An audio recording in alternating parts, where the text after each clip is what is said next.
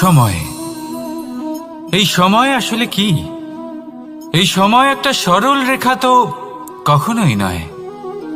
সময় হলো একটা চক্র, যেখানে এর আদি সেখানেই হলো এর অন্ত, আর যেখানে তা শেষ হয় সেখান থেকেই তার শুরু হয়। এই সময় একটা অত্যন্ত বিচিত্র চিন্তা, বিচিত্র ভাবনা। একটা বিচিত্র বস্তু যা কেউ বুঝতে পারেন না। শুধু এটুকু আমরা জানতে পারি, যেখানে শেষ হবে সেখান থেকে একটা নতুন সূচনাও হবে।